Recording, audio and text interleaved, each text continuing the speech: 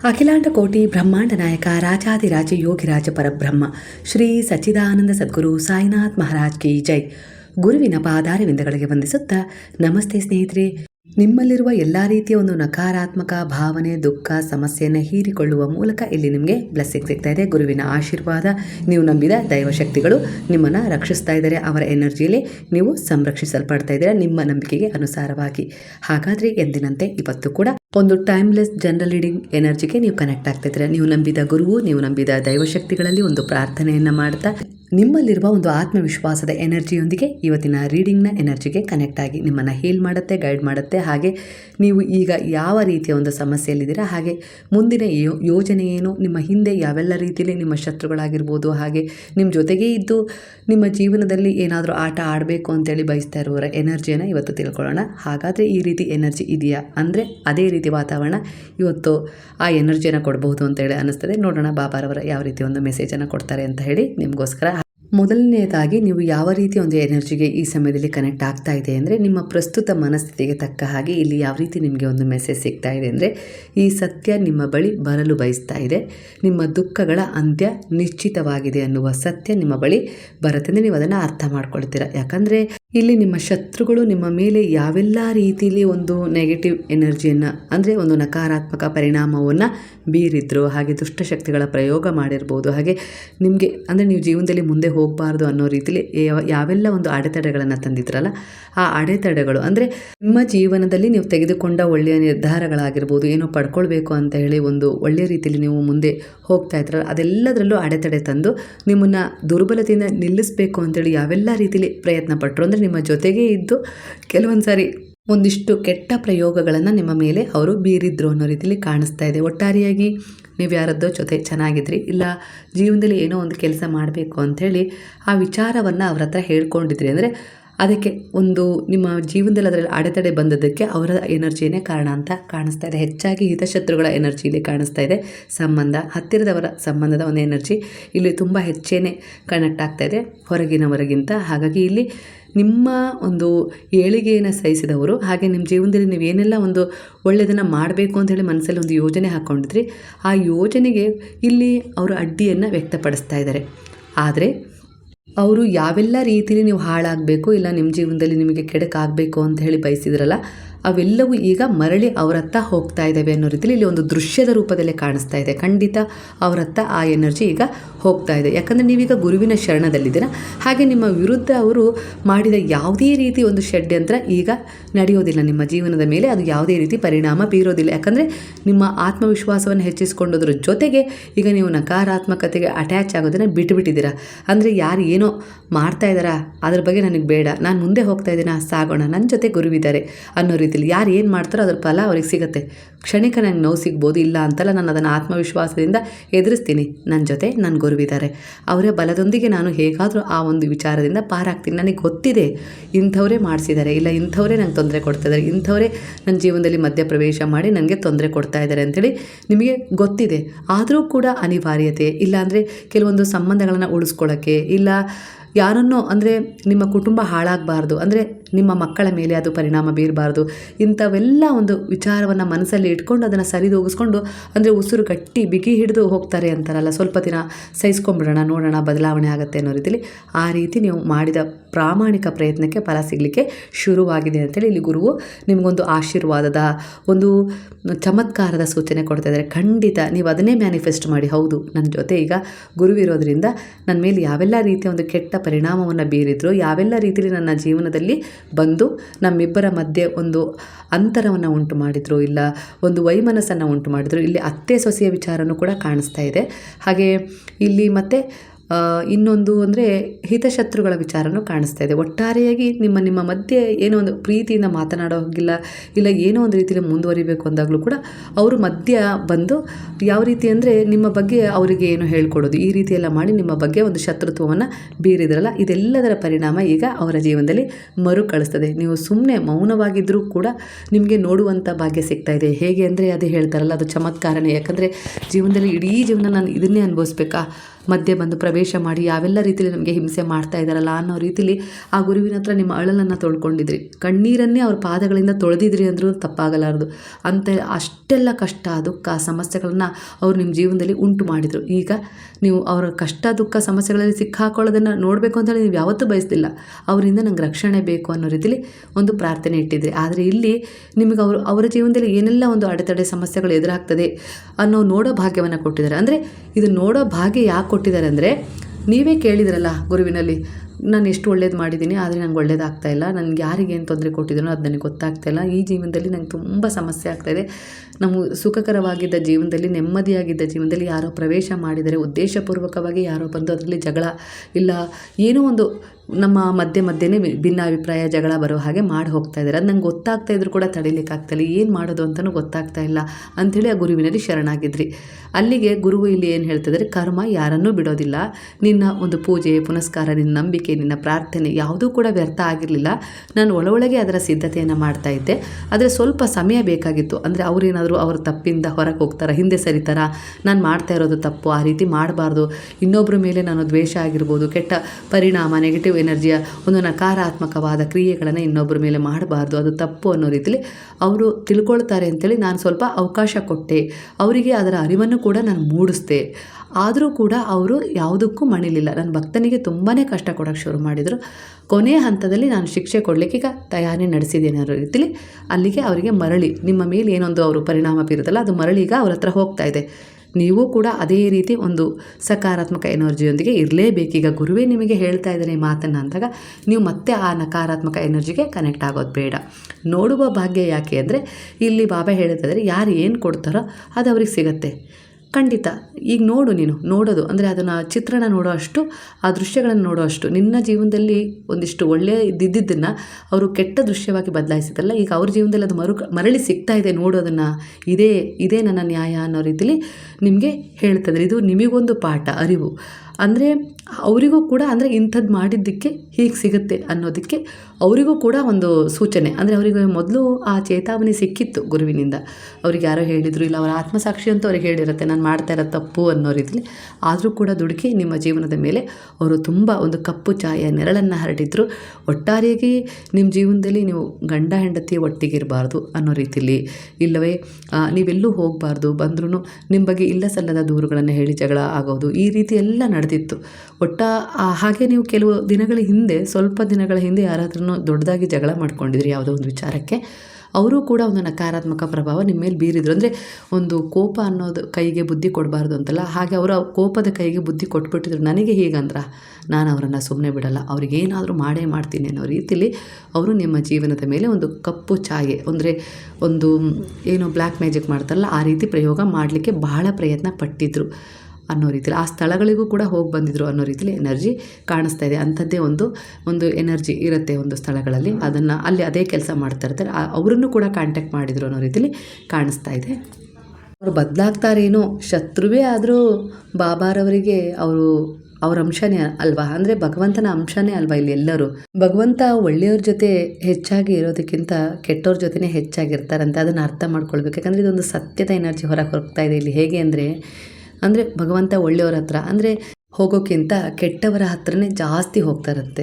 ಇಲ್ಲಿ ಅದಕ್ಕೂ ಕೂಡ ಒಂದು ಅರ್ಥಗರ್ಭಿತ ಒಂದು ವಿವರಣೆ ಸಿಗ್ತಾ ಇದೆ. ಹೇಗೆ ಅಂದರೆ, ಇಲ್ಲಿ ಹುಷಾರಿದ್ದೀರಾ, ನೀವು ತುಂಬ ಚೆನ್ನಾಗಿದ್ದೀರಾ, ಆರೋಗ್ಯವಾಗಿದ್ದೀರಾ, ಹಣಕಾಸಿನ ಸಮಸ್ಯೆ ಇಲ್ಲ, ಮನೆಯಲ್ಲಿ ಸುಖ ಶಾಂತಿ ನೆಮ್ಮದಿ ಇದೆ, ಅರಿತು ನಡೆಯುವ ಗಂಡ ಇದ್ದಾರೆ, ಹಾಗೆ ಇಚ್ಛೆಯನ್ನು ಅರಿತ ಸತಿ ಇದ್ದಾಳೆ, ಮಕ್ಕಳು ಕೂಡ ತುಂಬ ಒಂದು ಒಳ್ಳೆಯ ಸಂಸ್ಕಾರದಲ್ಲಿ ನಡೀತಾ ಇದ್ದಾರೆ, ಅತ್ತೆ ಮಾವನಿಗೆ ಗೌರವ ಕೊಡ್ತಿದ್ದಾರೆ, ಅವರು ಕೂಡ ನಿಮಗೆ ಅಷ್ಟೇ ಗೌರವ ಕೊಡ್ತಾ ಇದ್ದಾರೆ.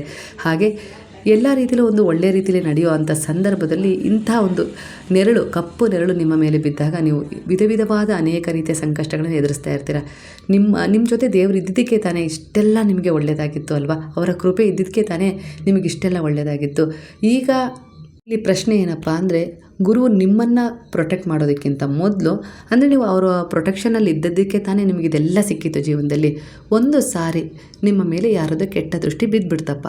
ಈಗ ಅದು ಕೂಡ ಕೆಲವೊಂದು ಸಾರಿ ಏನಾಗುತ್ತೆ ಅಂದರೆ, ನೀವು ಅವ್ರ ಹತ್ರ ಯಾವುದೋ ಒಂದು ವಿಚಾರ, ಪರ್ಸ್ನಲ್ ವಿಚಾರ ಹೇಳ್ಕೊಂಡಿದ್ದಾಗಿರ್ಬೋದು, ಇಲ್ಲಾಂದರೆ ತೋರಿಸ್ಕೊಂಡಿದ್ದಾಗಿರ್ಬೋದು, ನಾವು ಹಾಗಿದ್ದೀವಿ ಹೀಗಿದ್ದೀವಿ ರಾಯಲ್ಲಾಗಿ ಬದುಕ್ತಾ ಇದ್ದೀವಿ, ನಮ್ಮ ಜೀವನದಲ್ಲಿ ನಮಗೆಲ್ಲ ಸುಖ ಶಾಂತಿ ನೆಮ್ಮದಿ ಇದೆಯಪ್ಪ ಅನ್ನೋ ರೀತಿಲಿ ನೀವು ಹೇಳ್ಕೊಂಡಿದ್ದಾಗಿರ್ಬೋದು. ಇದು ಕೂಡ ಎಲ್ಲೋ ಒಂದು ರೀತಿಲಿ ಅಂಥವರ ಮನಸ್ಸಲ್ಲಿ ನಿಮ್ಮ ಕುಟುಂಬವನ್ನು ಕಂಡು ಜಲಸಿ ಫೀಲ್ ಆದಾಗೂ ಕೂಡ ಅವರು ನೆಗೆಟಿವ್ ಆಗಿ ನಿಮ್ಮ ಬಗ್ಗೆ ಒಂದು ಪ್ರಯೋಗವನ್ನು ಮಾಡ್ಬೋದು. ಕೆಲವರಿಗೆ ಆ ರೀತಿ ಒಂದು ಎನರ್ಜಿಲಿ ಕಾಣಿಸ್ತಾ ಇದೆ. ಅಂದರೆ ಅದಕ್ಕೋಸ್ಕರನೇ ಯಾರ ಹತ್ರನೂ ಹೇಳ್ಕೊಳ್ಬಾರ್ದು. ನಿಮಗೆ ಸುಖ ಇದೆಯೋ ದುಃಖ ಇದೆಯೋ ಅದನ್ನು ಯಾರ ಹತ್ರನೂ ಶೇರ್ ಮಾಡಬಾರ್ದು ಭಗವಂತನನ್ನು ಬಿಟ್ಟು. ಯಾಕಂದರೆ ಇಲ್ಲಿ ಯಾರ ಮನಸ್ಸು ಯಾವ ಸಮಯದಲ್ಲಿ ಯಾವ ರೀತಿಯ ವಿಕಾರ ರೂಪವನ್ನು ಪಡ್ಕೊಳ್ಳುತ್ತೋ ಅದನ್ನು ಅಳಿಲಿಕ್ಕೆ ತೂಗಲಿಕ್ಕೆ ನಿಮ್ಮಿಂದ ಸಾಧ್ಯ ಇಲ್ಲ. ಜಡ್ಜ್ ಮಾಡೋಕ್ಕೂ ಹೋಗಬಾರ್ದು. ಹಾಗಾಗಿ ಹೇಳ್ಕೊಳ್ಳೇಬಾರ್ದು ಮೊದಲು ಅನ್ನೋ ರೀತಿಲಿ ಕಾಣಿಸ್ತಾ ಇದೆ. ಒಟ್ಟಾರೆಯಾಗಿ ಒಳ್ಳೆಯವರ ಜೊತೆ ಭಗವಂತ ಇಲ್ಲ ಅಂತಲ್ಲ, ಇದ್ದೇ ಇರ್ತಾರೆ, ಯಾವಾಗಲೂ ಇರ್ತಾರೆ ಅವರು. ಯಾಕಂದರೆ ಒಳ್ಳೆತನ ಅನ್ನೋದೇ ದೇವರಲ್ವ. ನಿಮ್ಮಲ್ಲಿ ಸತ್ಯ ಇದೆ, ನಡೆ ನುಡಿ ಒಳ್ಳೆಯದಿದೆ, ಹಾಗೆ ಇನ್ನೊಬ್ಬರಿಗೆ ಯಾವುದೇ ಕಾರಣಕ್ಕೂ ನೀವು ಕೆಟ್ಟದ್ದು ಬಯಸಿರಲಿಲ್ಲ. ಹಾಗಾಗಿ ಒಟ್ಟಾರೆಗೆ ಅದರ ಒಂದು ಕರ್ಮದ ಫಲವನ್ನು ನೀವು ಊಟ ಮಾಡ್ತಾಯಿದ್ರಿ. ಇಂಥ ಸಮಯದಲ್ಲಿ ಯಾರದ್ದೋ ಒಂದು ನಕಾರಾತ್ಮಕ ಪ್ರಭಾವ ಬಿದ್ದಾಗ ಗುರು ಮೊದಲು ಅಲ್ಲಿ ಹೋಗ್ತಾರೆ. ಅಂದರೆ ನನ್ನ ಕೃಪೆ ಇರುವ ಮನೆ ಮೇಲೆ ನೀನು ಹೇಗೆ ಪರಿಣಾಮ ಬೀರ್ತಾ ಇದೆಯಾ, ಅಂದರೆ ಬೀರಬಾರ್ದು ಅಂತಲ್ಲ, ಭಗವಂತ ನಮ್ಮ ಮನೇಲೂ ಇದ್ದಾರೆ, ಅವ್ರ ಮನೇಲೂ ಇದ್ದಾರೆ. ಆದರೂ ಕೂಡ ಕೆಲವೊಂದು ಸಾರಿ ಭಗವಂತ ನನ್ನ ಮನೇಲಿ ಇಟ್ಕೊಂಡ್ರು ಕೂಡ ಅವ್ರು ಇದೇ ರೀತಿ ಒಂದು ಎನರ್ಜಿಗೆ ಕನೆಕ್ಟ್ ಆಗಿಬಿಟ್ಟಿರ್ತಾರೆ. ಆವಾಗ ಭಗವಂತ ನೇರವಾಗಿ, ಯಾಕಂದರೆ ಅವ್ರ ಮನೆಗೆ ಅವ್ರ ಹತ್ರ ಹೋಗೋಕ್ಕೆ ಹೇಗೆ ಸಾಧ್ಯ, ನಕಾರಾತ್ಮಕ ಎನರ್ಜಿ ಇರುತ್ತೆ ಅನ್ನೋದಾದರೆ ಖಂಡಿತ ಅವ್ರ ಮನೆಗೂ ಹೋಗ್ತಾರೆ. ಅವ್ರ ಹೆಸರಿಗೆ ದೇವರ ಒಂದು ಫೋಟೋಗಳನ್ನು ಇಟ್ಕೊಂಡಿರ್ತಾರೆ. ಭಕ್ತಿ ಇರೋದಿಲ್ಲ, ಅವರು ನಕಾರಾತ್ಮಕ ಕ್ರಿಯೆಗಳನ್ನು ಮಾಡ್ತಾನೆ ಇರ್ತಾರೆ. ದೇವ್ರು ಬೇಕು ಮನೆಗೆ ಅಷ್ಟೇ, ಅಂದರೆ ನೆಪ ಮಾತ್ರಕ್ಕೆ ಇಟ್ಕೊಂಡ್ರೆ ಅವ್ರು ಮಾಡೋದೆಲ್ಲ ಹಿಂದೆ ಇಂಥ ಒಂದು ಕೆಟ್ಟ ಪ್ರಯೋಗಗಳನ್ನು ಮಾಡ್ತಾ ಇರ್ತಾರೆ. ಅಂಥದ್ದೇ ಅವರಿಗೆ ಕೆಲಸ ಆಗಿರುತ್ತೆ. ಆದರೆ ಭಗವಂತ ಆ ಮೂಲಕ ಅವರ ಮನೆಯನ್ನು ಪ್ರವೇಶ ಮಾಡಿ ಕೆಲವೊಂದು ಸೂಚನೆಗಳನ್ನು, ಎಚ್ಚರಿಕೆಯನ್ನು ಕೊಡ್ತಾರೆ. ಇಲ್ಲಿ ನಾನು ಮತ್ತೊಂದು ಸರಿ ಹೇಳೋಕ್ಕೆ ಇಷ್ಟಪಡ್ತೀನಿ. ಸ್ವಲ್ಪ ಗೌಜ್ ಅನಿಸಿರ್ಬೋದು, ಆದರೂ ಕ್ಲಾರಿಟಿ ಕೊಟ್ಬಿಡ್ತೀನಿ. ಒಳ್ಳೆಯವ್ರಿಗಿಂತ ಹೆಚ್ಚಾಗಿ ಭಗವಂತ ಕೆಟ್ಟವ್ರ ಜೊತೆನೇ ಇರೋಕ್ಕೆ ಇಷ್ಟಪಡ್ತಾರೆ. ಯಾಕಂದರೆ ಇಲ್ಲಿ ನೀವು ಅವ್ರ ಮಕ್ಕಳೇ, ಅವರು ಅವ್ರ ಮಕ್ಕಳೇ ಅಲ್ವಾ. ಜಗತ್ತಲ್ಲಿ ಭಗವಂತನ ಅಂಶನೇ ನಾವೆಲ್ಲ ಅಂದಮೇಲೆ ಇಲ್ಲಿ ಉದಾಹರಣೆಗೆ ನಿಮಗೆ 2 ಜನ ಮಕ್ಕಳಿದ್ದಾರೆ. ಒಂದು ಮಗು ತುಂಬ ನೀವು ಹೇಗೆ ಹೇಳ್ತೀರೋ ಅದೆಲ್ಲ ಕೇಳ್ಕೊಂಡು ಸಂಸ್ಕಾರವಾಗಿ ಗುಣವಂತನಾಗಿ ಇರ್ತಾನೆ. ಇನ್ನೊಂದು ಮಗನೋ ನೀವು ಹೇಳಿದ್ದಕ್ಕೆಲ್ಲ ವಿರುದ್ಧ ಮಾಡ್ತಾ ಇರತ್ತೆ, ಹಾಗೆ ದಾರಿ ತಪ್ತಾ ಇರತ್ತೆ, ಬೇಡ ಅಂದ್ರೂ ಕೂಡ ಸವಾಸ ದೋಷದಿಂದ ಹೋಗ್ತಾ ಇರತ್ತೆ. ಏನು ಅಂತಲೇ ಗೊತ್ತಾಗ್ತಿಲ್ಲ, ಅದನ್ನು ಸರಿ ದಾರಿಗೆ ತರಬೇಕು ಅಂತ ನಿಮ್ಗೆ ಹೇಗೋ ಅಂತ ಗೊತ್ತಾಗ್ತಿಲ್ಲ. ಅಲ್ಲಿಗೆ ಅರ್ಥ ಮಾಡ್ಕೊಳ್ಳಿ. ಈಗ ನೀವು 2 ಮಕ್ಕಳಲ್ಲಿ ಯಾರ ಬಗ್ಗೆ ಹೆಚ್ಚಾಗಿ ಯೋಚನೆ ಮಾಡ್ತೀರಾ ಹೇಳ್ರಿ? ಕೆಟ್ಟ ಮಗು ಬಗ್ಗೆನೋ, ಕೆಟ್ಟ ದಾರಿ ಹಿಡ್ದಿರೋ ಮಗುನೋ, ಇಲ್ಲ ನೀವು ಹೇಳ್ದಂಗೆ ನಡ್ಕೊಳ್ತಾ ಇರೋ ಒಳ್ಳೆಯ ಮಗುವಿನ ಬಗ್ಗೆ ಸ್ವಲ್ಪ ಈಗ ನಿಮಗೆ ಯೋಚನೆ ಕಡಿಮೆ ಆಗುತ್ತೆ. ಯಾಕಂದರೆ ಅದಕ್ಕೆ ಎಲ್ಲ ಗೊತ್ತಿದೆ, ಅದಕ್ಕೆ ನೀವೇನು ಹೆಚ್ಚೇನು ಹೇಳೋದು ಬೇಡ, ಯಾಕಂದರೆ ಅದು ಮೊದಲೇ ಒಳ್ಳೆಯದು ಅಲ್ವಾ. ಹಾಗಾಗಿ ಈಗ ನಿಮ್ಮ ಗಮನ ಪೂರ್ಣ ಕೆಟ್ಟು ಹೋದ ಮಗುವಿನ ಬಗ್ಗೆನೇ ಇರುತ್ತೆ. ಅಂದರೆ ಹೇಗಾದರೂ ಮಾಡಿ ನನ್ನ ಜೀವನದಲ್ಲಿ ನಾನು ಇರೋದ್ರೊಳಗೆ ನನ್ನ ಮಗುನ ದಾರಿಗೆ ತರಬೇಕು, ಅದಕ್ಕೊಂದು ಒಳ್ಳೆ ಜೀವನ ಕೊಡಬೇಕು, ಅದಕ್ಕೊಂದು ಒಳ್ಳೆ ದಾರಿಯಲ್ಲೇ ನಡೆಸಬೇಕು ಅನ್ನೋದು ನಿಮ್ಮ ಉದ್ದೇಶ ಆಗಿರುತ್ತೆ ಅಲ್ವಾ. ಅಲ್ಲಿಗೆ ಭಗವಂತನಿಗೂ ಅಷ್ಟೇ, ಇಲ್ಲಿ ಗುರುವು ಅದನ್ನೇ ಹೇಳ್ತಾ ಇರೋದು. ನಾನು ನಿಮ್ಮ ಜೊತೆನೂ ಇದ್ದೀನಿ, ನೀವು ಯಾವಾಗಲೂ ಒಳ್ಳೆಯವರು, ನಾನು ನಿಮ್ಮ ಜೊತೆನೂ ಇದ್ದೀನಿ. ಆದರೆ ನನಗೀಗ ನಿಮಗೆ ಯಾರೆಲ್ಲ ಕೆಟ್ಟದ್ದು ಮಾಡಿದಾರಲ್ಲ ಅವ್ರ ಮೇಲೆ ನನಗೀಗ ಒಂದು ಅನುಕಂಪ, ಕರುಣೆ, ದಯ ಹೆಚ್ಚಾಗಿದೆ, ಪ್ರೇಮ ಹೆಚ್ಚಾಗಿದೆ. ಯಾಕಂದರೆ ಅವನು ಕೂಡ ನನ್ನ ಒಂದು ಅಂಶ. ಹಾಗಾಗಿ ನಾನು ಅವನನ್ನು ಮೊದಲು ತಿದ್ದಲಿಕ್ಕೆ ಪ್ರಯತ್ನ ಪಡ್ತೀನಿ. ಎಲ್ಲ ರೀತಿಲೂ ಅವನಿಗೆ ಒಂದು ಚೇತಾವಣೆ ಕೊಡ್ತೀನಿ. ಅದನ್ನು ಕೇಳದೆ ಇದ್ದಾಗ ನಾನು ನೇರವಾಗಿ ನಿನಗೇನು ಅವ್ರು ಕೊಟ್ಟಿರ್ತಾರಲ್ಲ, ಅದು ಮಾಟ ಮಂತ್ರದ ಪ್ರಯೋಗ ಆಗಿರಲಿ ಏನೇ ಆಗಿರಲಿ, ಅದನ್ನು ಅವರಿಗೆ ಮರಳಿ ಕೊಡ್ತೀನಿ. ಅಲ್ಲಿಯವರೆಗೂ ಅವ್ರಿಗೆ ಹೋಗಿ ನಾನು ಒಂದು ಪಾಠ ಕಲಿಸ್ಬೇಕು ಅಂತ ಪ್ರಯತ್ನ ಪಡ್ತೀನಲ್ಲ, ಆ ಗ್ಯಾಪಲ್ಲಿ ಅವರ ಪರಿಣಾಮ ನಿಮ್ಮ ಮೇಲೆ ಎಲ್ಲ ಒಂದು ರೀತಿಯಲ್ಲಿ ಬಿದ್ದಾಗ ನೀವು ಸ್ವಲ್ಪ ಚೆನ್ನಾಗೇ ಇರ್ತೀರಿ. ಯಾಕಂದರೆ ನಿಮ್ಮ ಮನಸ್ಸು ಬಹಳ ದೃಢವಾಗಿದೆ, ಆತ್ಮವಿಶ್ವಾಸದಿಂದ ಕೂಡಿದೆ, ಗುರುವನ್ನು ತುಂಬ ನಂಬಿದ್ರೆ, ಭಗವಂತನ ಸೇವೆ ಮಾಡ್ತಾಯಿದ್ರೆ. ಆದರೂ ಕೂಡ ಅಂಥ ಒಂದು ಕುಟುಂಬದ ಮೇಲೆ ನೆಗೆಟಿವ್ ಪ್ರಭಾವ ಬಿದ್ದೇ ಬೀಳುತ್ತೆ. ದೃಷ್ಟಿ ಅಂತಾರೆ ಅದನ್ನು, ಕಣ್ಣಿನ ದೃಷ್ಟಿ, ಅದು ಬಿದ್ದಾಗ ಇಲ್ಲ ಒಂದು ರೀತಿಯಲ್ಲಿ ಇದ್ದಕ್ಕಿದ್ದ ಹಾಗೆ ಕಲಹಗಳು, ಆರೋಗ್ಯದಲ್ಲಿ ಏರುಪೇರಾಗೋದು, ಸುಸ್ತು, ಆಯಾಸ, ಏನೂ ಅಂತಲೇ ಗೊತ್ತಾಗ್ತಿರ್ಲಿಲ್ಲ. ಮನೆಯಲ್ಲಿ ಎಲ್ಲ ಇದೆ, ಆದರೂ ಕೂಡ ಏನೋ ಒಂದು ರೀತಿಲಿ ಕೊರತೆ ಕಾಣಿಸ್ತಾ ಇರುತ್ತೆ. ಈ ರೀತಿ ಒಂದು ಇಷ್ಟು ದಿನ ಎಲ್ಲದರಲ್ಲೂ ಹೊಂದ್ಕೊಳ್ತಾ ಇದ್ದವರು ಈಗ ಪ್ರಶ್ನೆ ಮಾಡಲಿಕ್ಕೆ ಶುರುವಾಗುತ್ತೆ, ಜಗಳ ಶುರುವಾಗುತ್ತೆ. ಇದ್ದಕ್ಕಿದ್ದಾಗೆ ಈ ರೀತಿ ಪ್ರಭಾವ ಬೀರಿತ್ತು ನಿಮ್ಮ ಮೇಲೆಲ್ಲ. ಈಗ ಗುರುವು ಅದರಿಂದ ನಿಮಗೆ ರಕ್ಷಣೆ ಕೊಡ್ತಾ ಇದ್ದಾರೆ. ಅಂದರೆ ಇದನ್ನು ನೀವು ನಿಮ್ಮ ಎನರ್ಜಿಗೆ ತಗೊಳ್ಳಿ. ನಾನು ಒಂದೇ ರೀತಿಯ ಒಂದು ಸಂಬಂಧವನ್ನು ಹಿಡಿದು ಇಲ್ಲಿ ಹೇಳ್ತಾ ಇದ್ದೀನಿ. ಅದು ಈಗ ಕೆಲವರಿಗಂತೂ ಆ ಎನರ್ಜಿ ಫಿಕ್ಸ್, ಅದು ಕರೆಕ್ಟಾಗಿ ಹೋಗುತ್ತಾಗತ್ತೆ. ಯಾಕಂದರೆ ಎಲ್ಲರಿಗೂ ಎಲ್ಲ ಎನರ್ಜಿನೂ ಒಂದೇ ರೀತಿ ಇರೋದಿಲ್ಲಲ್ಲ. ಒಬ್ರಿಗಂತೂ ಇದು ನಾನು ಒಬ್ಬರ ಪರವಾಗಿ ಒಬ್ಬರ ಎನರ್ಜಿಯನ್ನು ತೊಗೊಂಡು ಹೇಳಿದ್ದೀನಿ, ಅವರಿಗೆ ಇದೇ ರೀತಿ ನಡೀತಾ ಇದೆ. ಈಗ ಅವರಿಗೆ ಒಳ್ಳೆಯ ಕಾಲ ಶುರುವಾಗಿದೆ. ಆ ನೆಗೆಟಿವ್ ಎನರ್ಜಿ ಏನಾಗಿದೆ ಅದನ್ನು ಗುರು ತೀರ್ಮಾನ ಮಾಡಿಬಿಟ್ಟಿದ್ದಾರೆ. ನಾನು ಅವನಿಗೆ ಹೋಗಿ ಎಲ್ಲ ರೀತಿಯಲ್ಲೂ ಬುದ್ಧಿ ಹೇಳಿದೆ, ಅವನು ಕೇಳೋದಿಲ್ಲ. ಈಗ ಅವನು ಕೊಟ್ಟದ್ದನ್ನೇ ಅವನಿಗೆ ಮರಳಿ ಕೊಡುವ ಸಮಯ ಬಂದಿದೆ, ಕೊಟ್ಬಿಡೋಣ ಅನ್ನೋ ರೀತಿಲಿ ನಿಮ್ಮ ಮೇಲಿದ್ದ ಒಂದು ನೆಗೆಟಿವ್ ಎನರ್ಜಿಯ ಪ್ರಭಾವವನ್ನು ಅವ್ರದ್ದು ವೇಷಕ್ಕೆ ಮಾಡಿದರು, ಇಲ್ಲ ನಿಮಗೆ ಒಳ್ಳೇದಾಗಬಾರ್ದು ಅಂತ ಮಾಡಿದರು, ನೀವು ಮುಂದುವರಿಬಾರ್ದು ಜೀವನದಲ್ಲಿ, ಅವರಿಗಿಂತ ಮುಂದೆ ಹೋಗಬಾರ್ದು, ಎಲ್ಲದರಲ್ಲೂ ಅಡೆತಡೆ ಮಾಡಿದ್ರಲ್ಲ, ಅದೆಲ್ಲದೂ ಈಗ ಅವ್ರ ಜೀವನದಲ್ಲಿ ಕಾಣಿಸ್ಕೊಳ್ಳುತ್ತದೆ. ನೀವು ನೋಡುವ ಭಾಗ್ಯ ಸಿಗುತ್ತೆ. ಇದು ಎಲ್ಲರಿಗೂ ಸಿಗಲ್ಲ ನೋಡುವ ಭಾಗ್ಯ, ಅದಕ್ಕೆ ಇಲ್ಲಿ ಚಮತ್ಕಾರ ಅಂತ ಹೇಳಿದ್ದು. ಯಾಕಂದರೆ ನೀವು ನೋಡಬೇಕು ಅಂತಲೂ ಬಯಸಿಲ್ಲ, ಯಾಕಂದರೆ ಅಷ್ಟೊಂದು ಒಳ್ಳೆಯವರು. ಅವರು ನನಗೇನು ಮಾಡಿದ್ರು ನನಗೆ ಬೇಡ, ಅವರು ಅದರಿಂದ ಹಿಂದೆ ಸರಿಲಿ, ನಮ್ಮನ್ನು ಮುಂದೆ ಒಳ್ಳೆ ರೀತಿಯಲ್ಲಿ ಹೋಗಲಿಕ್ಕೆ ಬಿಡಲಿ, ಯಾವುದೇ ರೀತಿ ನಮ್ಮ ಮೇಲೆ ಅವರಿಗೆ ಕೆಟ್ಟ ಉದ್ದೇಶ ಬರಬಾರ್ದು ಅನ್ನೋದೇ ನಿಮ್ಮ ಅಭಿಪ್ರಾಯ. ಆದರೆ ಅದಕ್ಕೆ ತಕ್ಕ ಹಾಗೆ ಇಲ್ಲಿ ನಿಮ್ಮ ಆ ಮನೋಭಾವಕ್ಕೆ ತಕ್ಕ ಹಾಗೆ ಇನ್ನೂ ಗುರುವಿಗೆ ತುಂಬ ಒಂದು ದಯೆ, ಕರುಣೆ, ಪ್ರೇಮ ನಿಮ್ಮ ಮೇಲೆ ಬಂತು. ಇವರಿಗೆ ಇಷ್ಟೆಲ್ಲ ಕಷ್ಟ ಆಗ್ತಾಯಿದೆ ಅಂತ ಗೊತ್ತಿದ್ರು ಅವ್ರಿಗೆ ಯಾವುದೇ ರೀತಿ ಕೆಟ್ಟ ಆಗಬಾರ್ದು, ಅಂದರೆ ನನಗೇನು ಮಾಡಿದ್ರು ಅವ್ರಿಗೇನು ಕೆಟ್ಟದಾಗಬಾರ್ದು, ಅವರು ಸ್ವಲ್ಪ ಬುದ್ಧಿ ಕಲಿತು ನನ್ನಿಂದ ಹಿಂದೆ ಸರಿದ್ರೆ ಸಾಕು ಅಂತೇಳಿ ನೀವು ಬಯಸ್ತಾ ಇದ್ದೀರಲ್ಲ, ಇದಕ್ಕೆ 2ರಷ್ಟು ಫಲ ನಿಮಗೆ ಸಿಗ್ತಾಯಿದೆ. ಒಂದು, ನಿಮ್ಮ ಶತ್ರುಗಳನ್ನು ಅವರು ಎಲ್ಲ ರೀತಿಲೂ ಸರಿಪಡಿಸೋಕ್ಕೆ ಪ್ರಯತ್ನ ಪಟ್ಟರು, ಒಂದು ಅವಕಾಶ ಕೊಟ್ಟರು. ಯಾವಾಗ ಅವರು ಅದಕ್ಕೆ ಬಗ್ಲಿಲ್ಲ, 2ನೇ ಅವಕಾಶ ಅನ್ನೋ ಹಾಗೆ ಅವರಿಗೆ ಶಿಕ್ಷೆನೇ ಕೊಡೋಕ್ಕೆ ಶುರು ಮಾಡಿದ್ದಾರೆ. ನೀವು ಅದನ್ನು ನೋಡೋ ಭಾಗ್ಯವನ್ನು ಯಾಕೆ, 2ನೇದಕ್ಕೆ ನೀವು ಯಾವ ರೀತಿ ಎಷ್ಟು ಅಂದರೆ ನನಗೆ ಅಂದರೆ ಕೆಟ್ಟದ್ದು ಮಾಡಿದ್ದಾರೆ ಅಂತ ಅವ್ರಿಗೆ ಕೆಟ್ಟದ್ದು ಆಗೋದು ಬೇಡ ಅಂತೇಳಿ ಬಯಸಿದ್ರಲ್ಲ, ಅದಕ್ಕೆ ನಿಮಗೆ ಅವರಿಗೆ ಹೀಗೆ ಕರ್ಮ ಅಂದರೆ ಹೀಗೆ ನೋಡು, ಯಾರು ಏನು ಕೊಡ್ತಾರೆ ಅದನ್ನು ನಾನು ಅವ್ರಿಗೆ ಮರಳಿ ಕೊಡ್ತೀನಿ, ಅವರ ತಪ್ಪನ್ನು ತಿದ್ಕೊಳ್ಳೋಕೆ ಒಂದು ಅವಕಾಶ ಕೊಟ್ಟು ನಂತರ ಅದನ್ನು ಅವ್ರಿಗೆ ಕೇಳಲಿಲ್ಲ ಅಂದಾಗ ನಾನು ಅವ್ರಿಗೆ ಕೊಡ್ತೀನಿ ಅನ್ನೋದನ್ನು ನಿಮ್ಮ ಕಣ್ಣೆದುರಿಗೆ ಇಟ್ಟಿದ್ದಾರೆ. ನೀವು ಅದನ್ನು ನೋಡ್ತೀರಾ ಅನ್ನೋ ರೀತಿಯಲ್ಲಿ ಕಾಣಿಸ್ತಾ ಇದೆ. ಸ್ವಲ್ಪ ದಿನಗಳ ಹಿಂದೆ ಯಾರ ಹತ್ರನೂ ತುಂಬ ದೊಡ್ಡ ಜಗಳ ಆಗಿತ್ತು ಅನಿಸುತ್ತೆ. ಆ ಜಗಳದಿಂದ ಅವರು ನಿಮ್ಮ ಮಧ್ಯೆ ಅಂದರೆ ಯಾರಿಗೋ ಏನೋ ಹೇಳಿಕೊಡ್ತಾ ಇದ್ದಾರೆ, ಅವರು ಸರಿ ಇಲ್ಲ ಹಾಗೆ ಹೀಗೆ ಅಂತೇಳಿ ಒಂದು ಇಲ್ಲ ಸಲ್ಲದ ವಿಚಾರವನ್ನು ನಿಮ್ಮ ಬಗ್ಗೆ ಅವರು ಹೇಳ್ತಾ ಇದ್ದಾರೆ. ಅದು ನಿಮ್ಮ ಸಂಬಂಧ ಹಾಳು ಮಾಡಬೇಕು, ಇಲ್ಲಾಂದರೆ ನೀವು ಎಲ್ಲಿಗೋ ಹೋಗಬೇಕು, ಕೆಲಸದಲ್ಲಿ ಅಡ್ಡಿ ಆತಂಕಗಳಾಗಬೇಕು, ಆ ಜಾಗದಲ್ಲೂ ಹೋಗು, ಈ ರೀತಿ ಒಂದು ಪ್ರಚಾರ ನಡೆಸ್ತಾ ಇದ್ದಾರೆ ಅನ್ನೋ ರೀತಿಯಲ್ಲಿ ಕಾಣಿಸ್ತಾ ಇದೆ. ಗುರುವಿನ ಶರಣದಲ್ಲಿ ಪೂರ್ಣವಾದ ಶ್ರದ್ಧೆ ಇಟ್ಟು, ಹಾಗೆ ಅವರ ಉಪದೇಶಗಳಂತೆ ದಯೆ, ಕರುಣೆ, ಪ್ರೇಮ, ಸೇವೆ, ಮನುಷ್ಯತ್ವ, ಮಾನವೀಯತೆಗಳನ್ನು ಹೆಚ್ಚಾಗಿ ಇಟ್ಕೊಂಡಿದ್ದೀರಾ ಈಗ. ಹಾಗಾಗಿ ಇಲ್ಲಿ ಅವರ ಅಂದರೆ ಗುರುವಿನ ರಕ್ಷಣೆ ಎಷ್ಟು ಬಲವಾಗಿದೆ ಅಂದರೆ, ಈಗ ಯಾರೇ ಆಗಲಿ ಯಾವುದೇ ರೀತಿ ಒಂದು ಷಡ್ಯಂತ್ರ ನಿಮ್ಮ ಮೇಲೆ ಮಾಡಬೇಕು ಅಂತ ಹೇಳಿ ಪ್ರಯತ್ನಿಸಿದ್ರಲ್ಲ, ಈಗ ಅದು ನಡೆಯೋದಿಲ್ಲ, ಅದರ ಪ್ರಭಾವ ಬೀರೋದಿಲ್ಲ ಅಂತಲೇ ಕಾಣಿಸ್ತಾ ಇದೆ. ಆ ಶತ್ರುಗಳಂದರೆ ನಿಮ್ಮ ವಿರುದ್ಧ ಯಾವೆಲ್ಲ ರೀತಿಲಿ, ಅಂದರೆ ಅದು ಹಿತಶತ್ರುಗಳೇ ಆಗಿರ್ಬೋದು, ನಿಮ್ಮ ಜೊತೆ ನಗ್ನಗ್ತಾ ಇದ್ದು ಹಿಂದೆ ನಿಮ್ಮ ಬಗ್ಗೆ ಎಲ್ಲ ರೀತಿಯ ಪ್ರಚಾರ ಮಾಡೋದಾಗಿರ್ಬೋದು ಕೆಟ್ಟದಾಗಿ, ಹಾಗೆ ನೇರವಾಗಿ ಹೊಡೆದಾಡಿರೋ ಶತ್ರು ಆಗಿರ್ಬೋದು, ಹಾಗೆ ಬ್ಲ್ಯಾಕ್ ಮ್ಯಾಜಿಕ್ ಬಗ್ಗೆ ಎಲ್ಲ ರೀತಿಯಲ್ಲಿ ಸಂಪೂರ್ಣ ಮಾಹಿತಿ ತಿಳ್ಕೊಂಡು ಅದರ ಪ್ರಯೋಗವನ್ನು ನಿಮ್ಮ ಮೇಲೆ ಮಾಡಬೇಕು ಅಂತೇಳಿ ಪ್ರಯತ್ನ ಪಟ್ಟರು ಕೂಡ, ಮಾಡಿದರೂ ಕೂಡ ಸಹ ಇಲ್ಲಿ ನೀವು ನಂಬಿದ ಬಾಬಾ ಏನು ಬಯಸ್ತಾರೋ ಅದೇ ನಡೆಯುತ್ತೆ ನಿಮ್ಮ ಜೀವನದಲ್ಲಿ. ಹಾಗೆ ಈ ಸಮಯದಲ್ಲಿ ಬಾಬಾ ನಿಮ್ಮನ್ನು ಪೂರ್ಣ ರೂಪದಲ್ಲಿ ಸಂತೋಷ, ನೆಮ್ಮದಿ, ಸಮೃದ್ಧಿಯಿಂದ ನೋಡಲು ಬಯಸ್ತಾ ಇದ್ದಾರೆ. ಅಲ್ಲಿಗೆ ಗುರುವಿನಲ್ಲಿ ಇನ್ನೊಮ್ಮೆ ಈ ಕ್ಷಣನೇ ಪ್ರಾರ್ಥನೆ ಮಾಡಿ ಅವರಿಗೆ ಶರಣಾಗ್ಬಿಡಿ, ಸಂದೇಹ ರಹಿತವಾಗಿ. ಖಂಡಿತ ಈ ಎನರ್ಜಿ ನಿಮಗೆ ಕನೆಕ್ಟ್ ಆಗುತ್ತೆ. ಓಂ ಸಾಯಿರಾಮ್ ಅಂತೇಳಿ ಕಮೆಂಟ್ ಮಾಡಿ.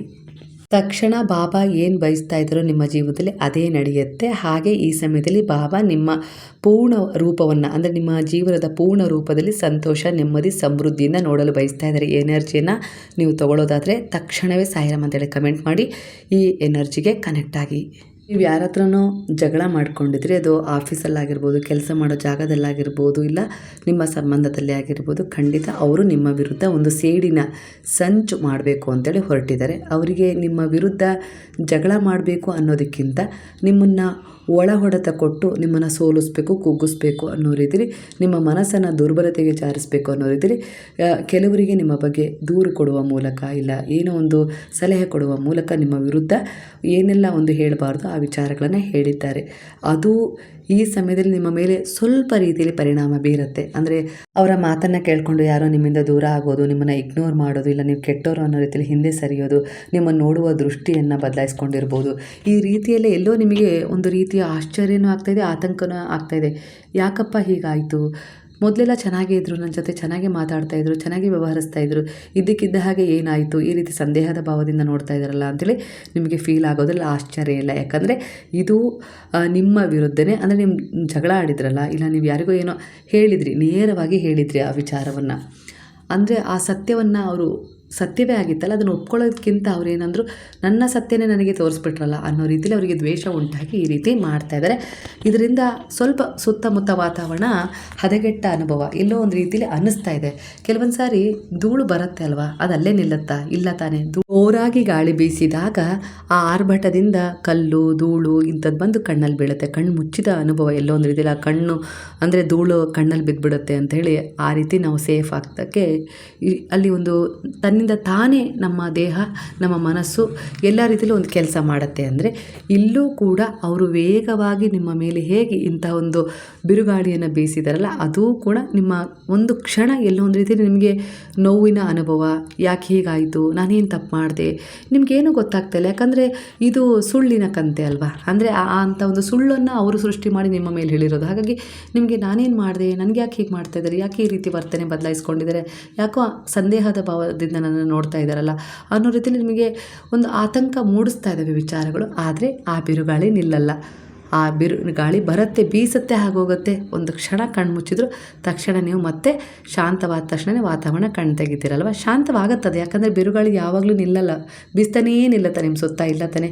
ಈಗ ಬರತ್ತೆ ಹಾಗೆ ಹೋಗುತ್ತೆ. ಅಲ್ಲಿ ನಮಗೂ ಕೂಡ ಎಲ್ಲೋ ಒಂದು ರೀತಿಲಿ ನಮ್ಮನ್ನು ರಕ್ಷಿಸ್ಕೊಳ್ಳೋಕ್ಕೆ, ಅಂದರೆ ನಾವು ಸಜ್ಜಿದೀವಾ ಅನ್ನೋ ರೀತಿಲಿ ಒಂದು ಪರೀಕ್ಷೆನೂ ನಡೆದು ಹೋಗ್ಬಿಡುತ್ತೆ ಈ ಮೂಲಕ.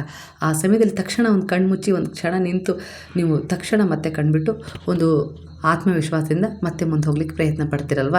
ಇದೇನು ಬಿಡು ಬಿರುಗಾಳಿ ಹೋಯಿತು ಅನ್ನೋ ರೀತಿಲಿ ಹಾಗೆ ಆಗತ್ತೆ.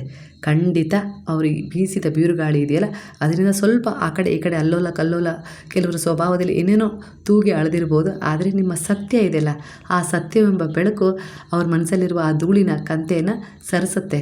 ಓ, ನಾನು ಯಾಕೆ ಇವ್ರ ಬಗ್ಗೆ ಈ ರೀತಿ ಅನುಮಾನ ಪಟ್ಟೆ, ಇಷ್ಟು ವರ್ಷದಿಂದ ನೋಡ್ತಾ ಇದ್ದೆ, ಈಗೇನೋ ಅವ್ರು ಹೇಳಿದರು ಅಂಥೇಳಿ ನಾನು ಕೇಳಿಬಿಟ್ಟೆ. ನಿಮ್ಮ ನಡೆ ನುಡಿ ಮತ್ತು ಒಂದು ವರ್ತನೆ ಅದರಲ್ಲಿ ಅವರು ಮತ್ತೆ ಗುರುತಿಸ್ತಾರೆ. ಆ ರೀತಿ ಏನೂ ಇಲ್ವಲ್ಲ. ನಾನೆಲ್ಲಾದರೂ ಅವರೇನೋ ಹೇಳಿದ್ದು ಸುಳ್ಳಿನ ಮಾತಿಗೆ ನಾನು ಬಲಿಯಾಗ್ಬಿಟ್ನಾ, ಅವ್ರ ಬಗ್ಗೆ ತಪ್ಪು ತಿಳ್ಕೊಂಡ್ಬಿಟ್ನಾ ಅನ್ನೋ ರೀತಿಲಿ ಅವರ ತಪ್ಪಿನ ಅರಿವು ಅವ್ರಿಗೆ ಹಾಗೇ ಆಗುತ್ತೆ. ಅವರು ಮರಳುತ್ತಾರೆ. ಹಾಗಾಗಿ ಚಿಂತೆ ಮಾಡೋದು ಬೇಡ ಅನ್ನೋ ರೀತಿಲಿ ಬರ್ತಾಯಿದೆ ವಿಚಾರ. ಇದು ವೈಯಕ್ತಿಕ ವಿಚಾರನೇ ಆಗಿರ್ಬೋದು, ನಿಮ್ಮ ಸುತ್ತ ಹೆಣೆದಿರುವ ಒಂದು ಯಾವುದೋ ಒಂದು ಕೆಲಸ ಜಾಗ ಆಗಿರ್ಬೋದು, ಎಲ್ಲೇ ಹೋಗ್ತಿರೋ, ಎಲ್ಲಿರ್ತಿರೋ, ಯಾವ ಸಂಬಂಧದಲ್ಲಿ ಇದ್ದೀರೋ ಅದರಲ್ಲೂ ಕೂಡ ಈ ರೀತಿ ಬಿರುಗಾಳಿ ಬೀಸೋದು ಸಹಜ. ಅದಕ್ಕೆ ತಯಾರಾಗಿರಿ. ಯಾವುದೇ ಕಾರಣಕ್ಕೂ ಆತ್ಮವಿಶ್ವಾಸ ಕುಗ್ಗಿಸ್ಕೊಳ್ಳೋದು ಬೇಡ. ಇಂಥ ಸಮಯದಲ್ಲಿ ನಾಜೂಕಾಗಿರಬೇಕು, ನಿಮ್ಮನ್ನು ನೀವು ಸಂಭಾಳಿಸ್ಕೊಳ್ಬೇಕು. ಅದರ ಜೊತೆ ಪರಿಸ್ಥಿತಿಯನ್ನು ಸಂಭಾಳಿಸುವ ಮೂಲಕ ಮೌನಕ್ಕೆ ಶರಣಾಗಬೇಕು. ಯಾಕಂದರೆ ಕೆಲವೊಂದು ಸರಿ ಕೂಗಾಡಿ ಜೋರಾಗಿ ಕಿರ್ಚಿ ನಿಮ್ಮನ್ನು ನೀವು ಸಮರ್ಥನೆ ಮಾಡಿಕೊಂಡು ಸಂಭಾಳಿಸ್ಕೊಳ್ಳೋಕೆ ಹೋಗಬಾರ್ದು. ಯಾಕಂದರೆ ಮೌನ ಯಾವಾಗಲೂ ಶಕ್ತಿಯುತವಾಗಿರುತ್ತೆ. ಹಾಗೆ ಕೂಗೋದು ಯಾವಾಗಲೂ ಅದು ನಮ್ಮ ಎನರ್ಜಿಯ ಒಂದು ವೇಸ್ಟ್ ಅಂತಲೇ ಹೇಳ್ಬೋದು ಸ್ನೇಹಿತರೆ. ಕೂಗಿ ಜಗಳ ಆಡೋದ್ರಿಂದ ಅವ್ರ ಮನಸ್ಸಿನಲ್ಲಿರುವ ಒಂದು ವಿಚಾರಗಳನ್ನು ಬದಲಾವಣೆ ಮಾಡೋಕ್ಕಾಗೋದಿಲ್ಲ. ಅದೇ ಮೌನವಾಗಿದ್ದು ನಮ್ಮ ಕೆಲಸದ ಕಡೆ ಗಮನ ಕೊಟ್ಟು ನಾವು ಮುಂದೆ ಹೋಗೋದ್ರಿಂದ ಅವರನ್ನು ಬದಲಾವಣೆ ಮಾಡ್ಬೋದು. ನಾನು ಹೇಗೆ ಇವ್ರ ಬಗ್ಗೆ ಆಡಿಕೊಂಡೇ ಮಾಡಿದೆ, ಆದರೆ ಕೂಡ ಅವಳ ಆಗಿರ್ಬೋದು, ಅವನ ಆಗಿರ್ಬೋದು, ಹಾವಭಾವದಲ್ಲಿ ನಾನೇನು ವ್ಯತ್ಯಾಸ ಕಾಣಲಿಲ್ಲ. ಅವರು ಹಿಂದೆ ಹೇಗಿದ್ದರು ಹೀಗೂ ಹಾಗೇ ಇದ್ದಾರೆ. ಅವ್ರ ಕೆಲಸದಲ್ಲಿ ಅವರು ಮುಂದುವರಿತಾನೆ ಇದ್ದಾರೆ, ನನಗೂ ಅದಕ್ಕೂ ಸಂಬಂಧ ಇಲ್ಲ ಅನ್ನೋ ಹಾಗೆ. ಅಂದರೆ ಅವರು ಆ ರೀತಿ ಅಲ್ಲ ಅನ್ನೋ ರೀತಿಲಿ ಅವರಿಗೆ ಮನದಟ್ಟಾಗುವ ಸಮಯ ಬಂದಿದೆ. ಕೆಲವರಿಗಂತೂ ಬಂದಿದೆ ಅನ್ನೋ ರೀತಿಲೇ ಕಾಣಿಸ್ತಿದೆ. ಅವರು ಅರ್ಥ ಮಾಡ್ಕೊಂಡ್ಬಿಟ್ಟಿದ್ದಾರೆ. ನಿಮ್ಮ ಹತ್ರ ಈ ರೀತಿಯೆಲ್ಲ ನನಗೆ ಯಾರೋ ಹೇಳಿದರು ಅನ್ನೋ ರೀತಿಲೂ ಕೂಡ ಕ್ಷಮೆಯನ್ನು ಯಾಚಿಸಿದ್ದಾರೆ. ಹಾಗಾಗಿ ನಾನು ಆ ರೀತಿ ಆ ಸಮಯದಲ್ಲಿ ಮಾಡಿಬಿಟ್ಟೆ ಅಷ್ಟೇ ಅಂತಲೂ ಕೂಡ ರಿಕ್ವೆಸ್ಟ್ ಮಾಡಿಕೊಂಡು ಕ್ಷಮೆಯನ್ನು ಯಾಚಿಸಿದ್ದಾರೆ ಅನ್ನೋ ರೀತಿಲೂ ಎನರ್ಜಿ ಕನೆಕ್ಟ್ ಆಗ್ತದೆ. ಒಟ್ಟಾರೆಯಾಗಿ ನಿಮ್ಮ ಜೀವನದಲ್ಲಿ ಎಂಥದ್ದೇ ಒಂದು ಶತ್ರುಗಳಾಗಿರ್ಬೋದು, ಯಾರೇ ಆಗಲಿ, ಈಗ ಅವರು ನಿಮ್ಮ ಶರಣದಲ್ಲಿ ನೀವು ಇರೋದ್ರಿಂದ, ಬಾಬಾರವರ ಶರಣದಲ್ಲಿರೋದ್ರಿಂದ ನಿಮ್ಮ ಬಗ್ಗೆ ನಿಮ್ಮ ಸುತ್ತ ಏನು ನಡೀತಾ ಇದೆ ಅಂತೇಳಿ ನೀವು ನೋಡೋದೇ ಬೇಡ. ಗುರುವಿನ ದೃಷ್ಟಿ ಗಮನ ಹರಿಸ್ತಾ ಇದೆ. ಅಂದರೆ ಆ ಒಂದು ಅವರ ಕಣ್ಣುಗಳು ನಿಮ್ಮ ಸುತ್ತ CC ಕ್ಯಾಮ್ರಾ ಥರ ವರ್ಕ್ ಮಾಡ್ತಾ ಇದ್ದಾವೆ. ಅಂದರೆ ಯಾರು ನಿಮ್ಮ ಮೇಲೆ ಏನು ದೃಷ್ಟಿ ಇಟ್ಟಿದ್ದಾರೆ, ಯಾವ ದೃಷ್ಟಿಯಿಂದ ನಿಮ್ಮನ್ನು ನೋಡ್ತಾ ಇದ್ದಾರೆ, ಏನು ಹುನ್ನಾರ ನಡೆಸ್ತಾ ಇದ್ದಾರೆ, ಯಾವ ಸಂಚಲ್ಲಿ ನಿಮ್ಮನ್ನು ಬೆಳೆಸ್ಕೊಳ್ಬೇಕು ಅಂತ ಪ್ರಯತ್ನ ಪಡ್ತಿದ್ದಾರೆ, ಎಲ್ಲವನ್ನ ಆ CC ಕ್ಯಾಮ್ರಾ, ಬಾಬಾರವರ ಸ್ವಯಂ ಕಣ್ಣುಗಳ CC ಕ್ಯಾಮ್ರಾ ಆಗಿದೆ. ಅದರ ಪ್ರಕಾರ ಹಗಲಿರುಳು ಎನ್ನದೆ ಬಾಬಾ ದುನಿಯಾ ಮುಂದೆ ಕುಳಿತು ನಿಮ್ಮ ಮೇಲೆ ಯಾವೆಲ್ಲ ರೀತಿಯಲ್ಲಿ ಒಂದು ಕೆಟ್ಟ ಸಂಚು ನಡೀತಾ ಇರುತ್ತಲ್ಲ ಅದನ್ನು ನಶಿಸ್ತಾ ಇದ್ದಾರೆ. ಆ ಬೆಂಕಿಯಲ್ಲಿ, ಆ ದುನಿಯಲ್ಲಿ ಹಾಕಿ ಸುಡ್ತಾ ಇದ್ದಾರೆ. ನಿಮ್ಮನ್ನು ಮತ್ತೆ ಒಂದು ಹೊಸ ಉತ್ಸಾಹದಿಂದ ದಿನನಿತ್ಯ ಬೆಳಗಲ್ಲಿ ನೀವು ಎದ್ದೇಳಬೇಕು. ಆ ರೀತಿ ಉತ್ಸಾಹ ಉಂಟಾಗ್ತಾ ಇದೆ ಈ ಸಮಯದಲ್ಲಿ. ಭರವಸೆ ಕಳ್ಕೊಳ್ಳದೆ ನೀವು ಎದ್ದೇಳ್ತಾ ಇದ್ದೀರಾ, ನಿಮ್ಮ ಕೆಲಸದಲ್ಲಿ ನೀವು ಆತ್ಮವಿಶ್ವಾಸದಿಂದ ಮುಂದುವರಿತಾ ಇದ್ದೀರಾ. ಅಂದರೆ ಯಾರೇ ಏನೇ ಮಾಡ್ತಾಯಿದ್ರು ನಿಮ್ಮ ಸುತ್ತ ಆ ಒಂದು ನಕಾರಾತ್ಮಕತೆಯನ್ನು ದಹಿಸ್ತಾ ಇದ್ದಾರೆ ಬಾಬಾ. ಕೆಲವೊಂದು ಸಾರಿ ಅದು ನಿಮ್ಮ ಮೇಲೆ ಹೇಗೆ ಪರಿಣಾಮ ಬೀರುತ್ತೆ ಅಂದರೆ, ನೀವು ಕೂಡ ಬಾಬಾರವರಲ್ಲೂ ಸಂದೇಹ ಪಡ್ತೀರಾ, ನಿಮ್ಮ ಪ್ರಾರ್ಥನೆ ಮೇಲೆ ಸಂದೇಹ ಪಡ್ತಿದ್ದಾರೆ. ಒಟ್ಟಾರೆಯಾಗಿ ನಿಮ್ಮ ಮೇಲೆ ನಿಮಗೆ ಸಂದೇಹ, ಒಟ್ಟಾರೆಯಾಗಿ ನನ್ನ ಜೀವನ ಇಷ್ಟೇ ಆಯಿತು, ಹಣೆ ಬರ ಇಷ್ಟೇ ಆಯಿತು ಅನ್ನೋ ರೀತಿಯಲ್ಲಿ ನೀವು ಯಾವಾಗ ಮ್ಯಾನಿಫೆಸ್ಟ್ ಮಾಡ್ತೀರೋ ಆ ವಿಚಾರಗಳು ನಿಮ್ಮನ್ನು ಸುತ್ತುವರೆದು ಬಿಡ್ತವೆ. ಆಗ ಬಾಬಾರವರು ನೋಡ್ತಾ ಇರ್ತಾರೆ ಅಂತ ಹೇಳಿದ್ನಲ್ಲ, ಆ CC ಕ್ಯಾಮ್ರಾ ಕಣ್ಣುಗಳಲ್ಲಿ ಅಂದರೆ ಎಲ್ಲೋ ಒಂದು ರೀತಿಯಲ್ಲಿ ನೀವೇ ಧೂಳನ್ನು ಕೂರಿಸ್ಬಿಡ್ತೀರಾ. ಅಂದರೆ ಅಪನಂಬಿಕೆ, ಸಂದೇಹ, ನಾನೇ ಸರಿ ಇಲ್ಲ, ನನ್ನ ಪ್ರಾರ್ಥನೆ ಸರಿ ಇಲ್ಲ, ಯಾರು ಏನೂ ನಂಗೆ ಸಹಾಯ ಮಾಡೋಕ್ಕಾಗೋದಿಲ್ಲ ಅನ್ನೋ ರೀತಿಯಲ್ಲಿ ನೀವೇ ಅವರ ಕಣ್ಣು ಮೇಲೆ, CC ಕ್ಯಾಮ್ರಾ ಅನ್ನೋ ಕಣ್ಣು ಮೇಲೆ ಧೂಳನ್ನು ಕೂರಿಸ್ತಾ ಇದ್ದೀರಾ. ಹಾಗಾಗಿ ನಂಬಿಕೆ ಎನ್ನುವ ಅಸ್ತ್ರದೊಂದಿಗೆ ಆ ಧೂಳನ್ನು ಒರೆಸಿ. ಅಂದರೆ ಅಪನಂಬಿಕೆಯಿಂದ ನೀವು ಗುರುವನ್ನು ಯಾವತ್ತೂ ನೋಡಬಾರ್ದು. ನಿಮ್ಮ ಪ್ರಾರ್ಥನೆ ಮೇಲೆ ನಿಮಗೆ ನಂಬಿಕೆ ಇಡಬೇಕು, ಬೇರೆಯವ್ರು ಬೇಡ.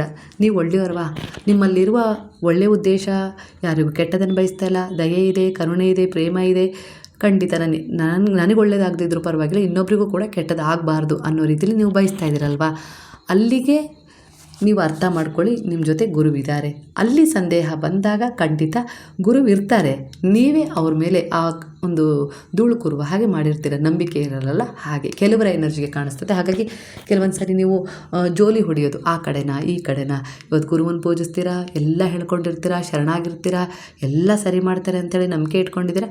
ಮಾರನೇ ದಿನ ಬೆಳಗ್ಗೆ ಯಾರೋ ಬನ್ನಿರಿ ಅಲ್ಲಿ ಹೋದರೆ ತುಂಬ ಏನೋ ಒಳ್ಳೆಯದಾಗತ್ತಂತೆ, ಸ್ವಲ್ಪನೇ ಹಣ ಖರ್ಚಾಗತ್ತಂತೆ ಅಂದ ತಕ್ಷಣ ನಾನು ಇಲ್ಲಿ ಸ್ವಲ್ಪ ಅಂದರೆ ಇದು ತಡ ಆಗಿರುತ್ತಲ್ಲ, ಮುಂಚೆನೇ ಅದೊಂದು ಇರುತ್ತ ಮನಸ್ಸಲ್ಲಿ, ಬೇಗ ಆಗಬೇಕು ಅನ್ನೋದು ಬೇರೆ ಇರುತ್ತಲ್ಲ, ಆ ಮಾತನ್ನೇ ಕೇಳ್ಕೊಂಡು ಅಲ್ಲಿ ಸ್ವಲ್ಪ ಹಣ ಖರ್ಚಾದರೂ ಪರವಾಗಿಲ್ಲ, ಬೇಗ ಆಗುತ್ತೆ ಅಂತೇಳಿ ಹೋಗ್ತೀರಾ.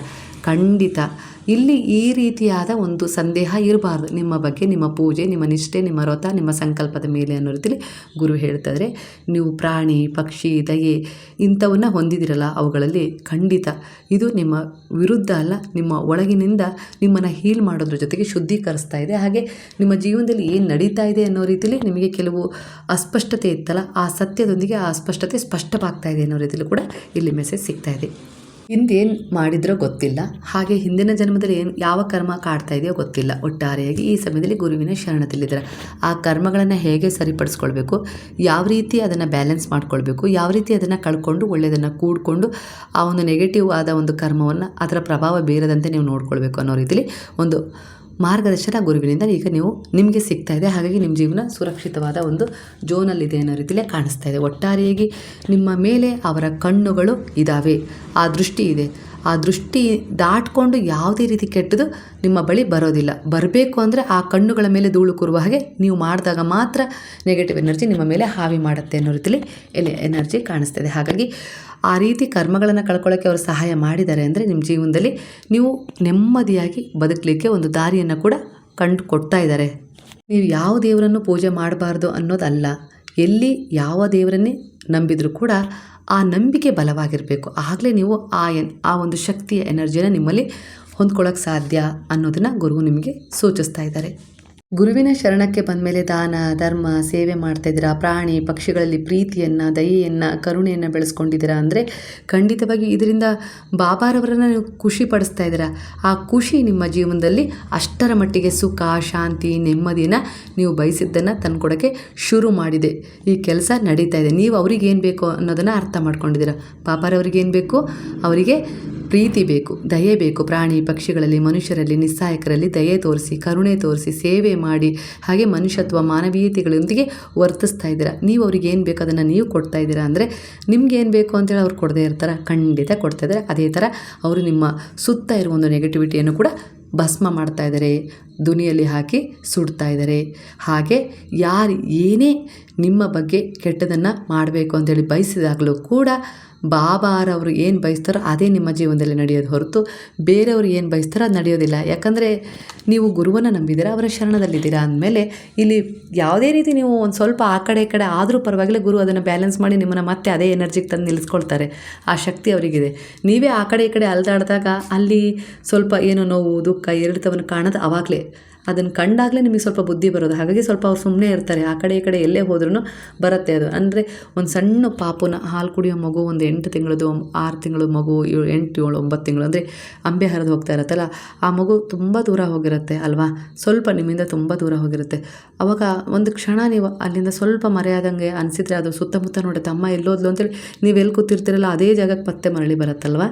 ಅದೃಶ್ಯ ರೂಪದಲ್ಲಿ ಅಲ್ಲೇ ಕೂತಿರ್ತಾರೆ ಬಾಬಾ, ನಿಮ್ಮನ್ನು ಆಗ ಮತ್ತೆ ಅಪ್ಕೊಳ್ತಾರೆ, ಸರಿದಾರಿ ತೋರಿಸ್ತಾರೆ ಅಲ್ವಾ. ಹಾಗೆ ಇದು. ಹಾಗಾಗಿ ಕೆಲವು ಸಂಬಂಧಗಳನ್ನು ಅವ್ರು ದೂರ ಮಾಡಿದ್ದಾರೆ. ಹಾಗೆ ನಿಮ್ಮ ಜೀವನದಲ್ಲಿ ಕೆಲವರನ್ನು ನೀವೇ ಇಗ್ನೋರ್ ಮಾಡಬೇಕು. ಅವರು ನಿಮಗೆ ಅರ್ಹರಲ್ಲ. ನಿಮ್ಮ ಸ್ನೇಹಕ್ಕಾಗಿರ್ಬೋದು, ಪ್ರೀತಿಗೋಸ್ಕರ ಆಗಿರ್ಬೋದು, ಇನ್ಯಾವುದಕ್ಕೂ ಅವರು ಅರ್ಹರಲ್ಲ. ಅಂಥವರನ್ನು ನಿಮ್ಮ ಜೀವನದಿಂದ ದೂರ ಮಾಡಿದ್ದಾರೆ. ಹಾಗೆ ನಿಮ್ಮನ್ನು ಕ್ಲೈನ್ಸ್ ಮಾಡ್ತಾ ಇದ್ದಾರೆ. ಅಂದರೆ ಒಂದು ಶುದ್ಧೀಕರಣ ನಡಿಬೇಕಾದ್ರೆ ನಿಮಗೆ ಯಾವೆಲ್ಲ ರೀತಿಯಲ್ಲಿ ನಿಮ್ಮ ಸುತ್ತಮುತ್ತ ಇರುವ ಕಸ, ಅಂದರೆ ನಿಮಗೆ ಅದರಿಂದ ತುಂಬ ತೊಂದರೆ ಆಗ್ತಾ ಇದೆಯಪ್ಪ ಅಂದರೆ, ಈಗ ಒಬ್ಬ ಕಾಯಿಲೆ ಮನುಷ್ಯ ಅಂದರೆ ಒಂದು ತಮ್ಮದೇ ಆದ ಪ್ರಾರ್ಥನೆಯ ಮೇಲೆ, ತಮ್ಮದೇ ಆದ ಆತ್ಮವಿಶ್ವಾಸದ ಮೇಲೆ ನಂಬಿಕೆ ಕಳ್ಕೊಂಡಂಥ ಮನುಷ್ಯ ಅಂತ ಅರ್ಥ ಅಲ್ಲಿಗೆ. ಅಂಥವನನ್ನು ಅಂದರೆ ಅಂಥ ಕಾಯಿಲೆ ಹಿಡಿದ ಮನುಷ್ಯನನ್ನು ನೀವು ಒಂದು ಕಸ ತುಂಬಿದ ಚರಂಡಿಯಲ್ಲಿ ಹಾಕಿಬಿಟ್ರೆ ಏನಾಗುತ್ತೆ, ಅವನು ಆ ಕಸದ ಜೊತೆಗೆ ಆ ವಾಸನೆ ದುರ್ವಾಸನೆ ಎಲ್ಲದರ ಜೊತೆಗೆ ಸೇರಿ ಅವನು ಸತ್ತು ಹೋಗ್ಬಿಡ್ತಾನೆ. ಆ ಕಸದಲ್ಲಿ ಆ ದುರ್ವಾಸನೆಯಲ್ಲಿ ಅವನು ಆ ಥರನೇ ಆಗಿಬಿಡ್ತಾನೆ. ಅದೇ ಒಬ್ಬ ರೋಗಿಷ್ಠನನ್ನು ನೀವು ಒಂದು ಒಳ್ಳೆಯ ಜಾಗದಲ್ಲಿ, ಅಂದರೆ ಭಗವಂತ ಇರೋವಂಥ ಜಾಗದಲ್ಲಿ, ಗುರುವಿರೋವಂಥ ಜಾಗದಲ್ಲಿ ತಗೊಂಡೋಗಿ ಅವರ ಶರಣದಲ್ಲಿ ಹಾಕಿ, ಗುರುವೇ ನೀವೇ ನೋಡ್ಕೊಳ್ಬೇಕು, ಇಂಥ ರೋಗದಿಂದ ನರಳುತ್ತಾ ಇದ್ದೇನೆ ಅನ್ನೋ ರೀತಿಲಿ ನೀವು ಅವರ ಪಾದದಲ್ಲಿ ಬಿಟ್ಟಾಗ, ಅಂದರೆ ನಕಾರಾತ್ಮಕತೆ, ಖಿನ್ನತೆ, ಯಾರೋ ಏನೋ ಹೇಳ್ತಾರೆ ಅಂತೇಳಿ ಬೇಜಾರು ಮಾಡ್ಕೊಳ್ಳೋದು, ಇಲ್ಲ ಮಾಟ ಮಂತ್ರದ ಪ್ರಯೋಗ ಏನಾಗಿದೆ ಅಂತಲೂ ನಂಬ್ತಾ ಇರ್ತಾರಲ್ಲ, ಅಂಥವರ ಒಂದು ಕರ್ಕೊಂಡೋಗಿ ಗುರುವಿನ ಪಾದದಲ್ಲಿ ಬಿಟ್ಟಾಗ ಗುರು ಏನು ಮಾಡ್ತಾರೆ ಅಂದರೆ, ಅವರು ಏನೇ ಮಾಡ್ತಿದ್ರು ಅವರಲ್ಲಿರುವ ಒಂದು ಪಾಸಿಟಿವಿಟಿ ಇರುತ್ತಲ್ಲ, ಒಂದು ಸಕಾರಾತ್ಮಕ ಊರ್ಜೆಗಳಿರುತ್ತಲ್ಲ, ಅದು ಅವನನ್ನು ಪ್ರೊಟೆಕ್ಟ್ ಮಾಡೋದ್ರ ಜೊತೆಗೆ ಅವನಲ್ಲಿರುವ ಅನೇಕ ರೀತಿಯ ಇಂತಹ ಚಿಂತೆಗಳನ್ನು ಹೀಲ್ ಮಾಡ್ತಾ ಬರುತ್ತೆ. ನೀವು ಪ್ರತಿ ಬಾರಿನೂ ಬಾಬಾನ ಪೂಜೆ ಮಾಡ್ತಾ ಇದ್ದೀರಾ, ಪ್ರತಿ ಬಾರಿನೂ ಬಾಬಾನ ಮಂದಿರಕ್ಕೆ ಹೋಗ್ತಾ ಇದ್ದೀರಾ, ಪ್ರತಿ ಬಾರಿನೂ ನೀವು ಅವ್ರಿಗೆ ಸೇವೆ ಮಾಡ್ತಾಯಿದ್ದೀರಾ, ಅವರ ಉಪದೇಶಗಳಂತೆ ದಯೆ, ಕರುಣೆ, ಪ್ರೇಮ, ಸೇವೆಯನ್ನು ಅಂದರೆ ಅಂಥ ಮನೋಭಾವನೆ ಇಟ್ಕೊಂಡು ಜೀವನದಲ್ಲಿ ಸಾಕ್ತಾ ಇದ್ದೀರಾ ಅಂದರೆ ಇದು ದಿನನಿತ್ಯ ನಡೀತಾ ಇದೆ ಅಂದರೆ ನೀವು ದಿನನಿತ್ಯ ಕ್ಲೈನ್ಸ್ ಆಗ್ತಾ ಇದ್ದೀರಾ, ಅಂದರೆ ಆ ಕಾಯಿಲೆಯಿಂದ ಹೊರಗೆ ಬರ್ತಾ ಇದ್ದೀರಾ ಅಂತ ಹೇಳಿ ಅರ್ಥ. ನಾನು ಅದನ್ನು ಬಿಡಿಸಿ ವಿವರಣೆಯಾಗಿ ಹೇಳಿದ್ದೀನಿ. ಹಾಗೆ ನಾನು ಎಲ್ಲ ಕಾರ್ಡ್ಗಳನ್ನು ತೊಗೊಂಡು ಇಲ್ಲಿ ನಿಮಗೆ ಮನದಟ್ಟು ಮಾಡಿಸ್ಬೇಕು ಅನ್ನೋ ರೀತಿಯಲ್ಲಿ ಈ ರೀತಿ ಸರಳವಾಗಿ ನಿಮಗೆ ಅರ್ಥ ಆಗೋ ರೀತಿಯಲ್ಲಿ ಹೇಳಿದ್ದೀನಿ ಸ್ನೇಹಿತರೆ. ಅರ್ಥ ಆಯಿತಾ? ಬಾಬಾರವರನ್ನ ನಂಬಿದ್ದೀರಾ, ದೇವರನ್ನ ನಂಬಿದ್ದೀರಾ, ಪೂಜೆ ಮಾಡ್ತಾಯಿದ್ದೀರಾ, ವ್ರತ ಮಾಡ್ತಾಯಿದ್ದೀರಾ, ಸಂಕಲ್ಪ ಮಾಡ್ತಾಯಿದ್ದೀರಾ, ಅವ್ರ ಹೆಸರಲ್ಲಿ ದಾನ ಧರ್ಮ ಸೇವೆ ಮಾಡ್ತಾಯಿದ್ದೀರಾ, ಬಹಳ ವರ್ಷಗಳಾಯಿತು, ಏನೂ ಫಲ ಕಾಣ್ತಾ ಇಲ್ಲ ಅಂಥೇಳಿ ನೀವು ಮೇಲ್ಮುಖವಾಗಿ ಭೌತಿಕ ಸುಖಗಳತ್ತ ಗಮನ ಹರಿಸಿ ನೋಡ್ತಾ ಇದ್ದೀರಾ. ನಾನು ಸೈಟ್ ತೊಗೊಳಕ್ಕಾಗಿಲ್ಲ, ಮನೆ ತೊಗೊಳಕ್ಕಾಗಿಲ್ಲ, ಒಡವೆ ಮಾಡಿಸ್ಕೊಳಕ್ಕಾಗಿಲ್ಲ, ಈ ರೀತಿ ನೋಡಬೇಡಿ.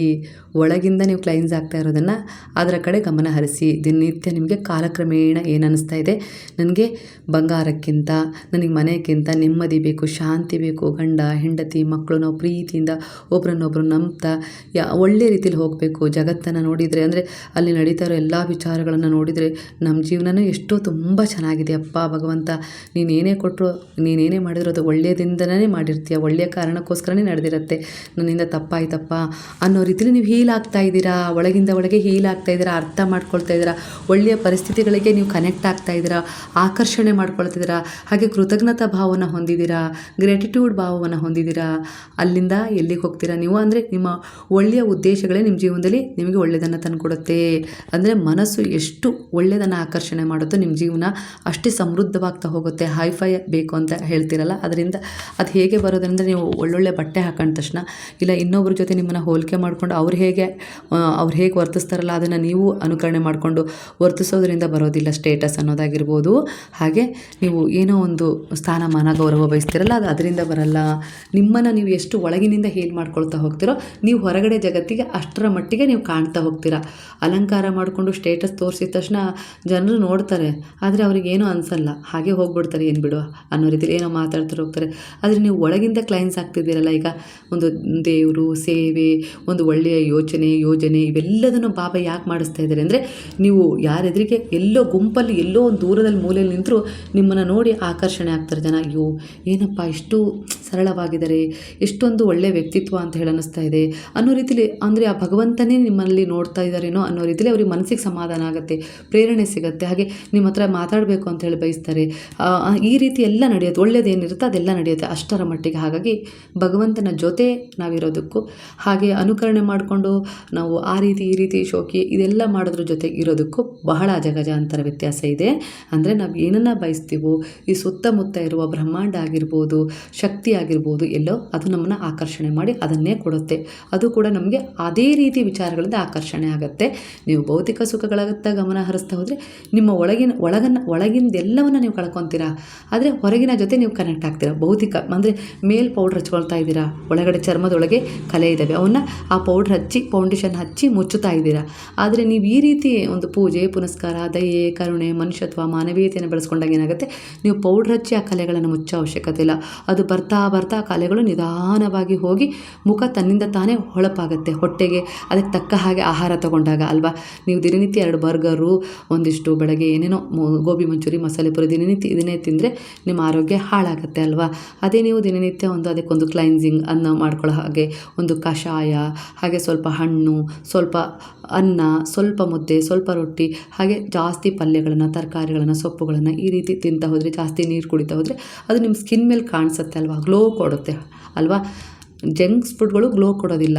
ಅದು ನಿಮ್ಮ ಚರ್ಮದ ಮೇಲೆ ಕಾಯಿಲೆಗಳನ್ನೇ ಜಾಸ್ತಿ, ಒಂದು ಪಿಂಪಲ್ಸ್ ಆಗಿರ್ಬೋದು, ಬೊಜ್ಜಾಗಿರ್ಬೋದು, ಈ ರೀತಿ ಹೊರಗಾಗ್ತದೆ. ಅದೇ ನೀವು ಹಣ್ಣು ಹಂಪಲು ತಿಂದರೆ ಏನಾಗುತ್ತೆ, ಅದು ಗ್ಲೋ ಬರುತ್ತೆ. ಅದೇ ಸಾತ್ವಿಕ ಆಹಾರಕ್ಕೂ ಹಾಗೆ ಇಲ್ಲಿ ತಾಮಸ ಆಹಾರಕ್ಕೂ ಇರೋ ವ್ಯತ್ಯಾಸ ಅದೇ ಸ್ನೇಹಿತರೆ. ಹಾಗಾಗಿ ಉಪವಾಸದಲ್ಲಾದರೂ ಒಂದು ದಿನ ಇಲ್ಲಿ ಸಾತ್ವಿಕ ಆಹಾರವನ್ನು ತಗೊಳ್ಳಿ, ತಾಮಸ ಆಹಾರವನ್ನು ಬಿಡಿ ಅಂತ ಹೇಳೋದು. ಬಹುಶಃ ನಿಮ್ಮ ಮನಸ್ಸಲ್ಲಿ ಈ ಎಲ್ಲ ಪ್ರಶ್ನೆಗಳು ಇದ್ವು ಅನಿಸುತ್ತೆ. ಹಾಗಾಗಿ ಈ ರೀತಿಯ ಒಂದು ಇಲ್ಲಿ ನನಗೆ ರೀಡಿಂಗ್ ಎನರ್ಜಿ ಕನೆಕ್ಟ್ ಆಗಿತ್ತು ಸ್ನೇಹಿತರೆ. ಹಾಗಾಗಿ ನಿಮ್ಮ ಪೂಜೆ ಪುನಸ್ಕಾರ, ವ್ರತ, ಜಪ, ತಪ, ದಾನ, ಧರ್ಮ, ಸೇವೆ ಯಾವುದು ಇಲ್ಲಿ ವ್ಯರ್ಥ ಆಗಿಲ್ಲ. ಒಳಗಿನಿಂದ ನಿಮ್ಮನ್ನು ಹೀಲ್ ಮಾಡಿ, ಕ್ಲೈನ್ಸ್ ಮಾಡಿ ನಿಮ್ಮನ್ನು ವಿಶೇಷವಾಗಿಸ್ತಾ ಇದ್ದಾರೆ. ಬಂಗಾರ ಮಣ್ಣಲ್ಲಿ ಬಿದ್ದು ಅದು ಏನೋ ಒಂದು ರೀತಿ ಕಂದು ಹೋಗಿದೆ ಅಂದರೆ ಅದನ್ನು ಅಗ್ನಿಗೆ ಹಾಕಿದಾಗ ಅದು ಮತ್ತೆ ತನ್ನ ಹೊಳಪನ್ನು ಪಡ್ಕೊಳ್ಳುತ್ತೆ. ಅದೇ ಕಬ್ಬಣ ತಗೊಂಡೋಗಿ ನೀವು ಬೆಂಕಿಗೆ ಹಾಕಿದಾಗ ಅದು ಹೊಳಪನ್ನು ಕಳ್ಕೊಳ್ಳೋದೆ ಹಾಗೆ ಇರುತ್ತೆ ಅಲ್ವಾ, ಅಂದರೆ ಹೊಳಪನ್ನು ಪಡ್ಕೊಳ್ಳೋದೇ ಇಲ್ಲ. ಹಾಗೆ ರೀತಿ ನೀವು ಮಾಡ್ತಾ ಇರುವ ಸೇವೆ, ದಾನ, ಧರ್ಮ ಇವೆಲ್ಲವೂ ಒಳ್ಳೆಯ ಮನಸ್ಸಲ್ಲೇ ಒಳ್ಳೆಯದನ್ನು ಆಲೋಚನೆ ಮಾಡ್ತಿದ್ದಾರೆ. ನಾವು ನಿಮ್ಮನ್ನು ಅಷ್ಟೇ ಒಳಗಿನಿಂದ ಕ್ಲೈನ್ಸ್ ಮಾಡಿ, ಪ್ರೊಟೆಕ್ಟ್ ಮಾಡಿ, ಹಾಗೆ ಹೀಲ್ ಮಾಡಿ ನಿಮ್ಮ ಜೀವನದಲ್ಲಿ ನಿಮ್ಮನ್ನು ವಿಶೇಷವಾದ ಸ್ಥಾನಮಾನದಲ್ಲಿ ಇಡಲಿಕ್ಕೆ ಬಯಸ್ತಾ ಇದ್ದೇವೆ. ಹಾಗೆ ಕೆಲವು ದೋಷಗಳನ್ನು, ಕರ್ಮಗಳನ್ನು ಕಳ್ಕೊಳ್ಳೋಕ್ಕೆ ಸಹಾಯ ಮಾಡ್ತಾ ಇದ್ದೇವೆ, ಬ್ಯಾಲೆನ್ಸ್ ಮಾಡ್ತಾ ಇದ್ದೇವೆ. ಅದಕ್ಕೋಸ್ಕರ ನಂಬಿಕೆ ಇಟ್ಕೊಳ್ಳಿ. ನನ್ನ ಹಣೆ ಬರ ಇಷ್ಟೇ, ನನಗೆ ಕಷ್ಟ ಇದೆ, ದುಃಖ ಇದೆ, ಸಮಸ್ಯೆ ಇದೆ ಅಂತೇಳಿ ಪದೇ ಪದೇ ಆ ವಿಚಾರವನ್ನು ನಿಮ್ಮ ನಾಲಿಗೆ ಮೇಲೆ ನುಡಿಬೇಡಿ.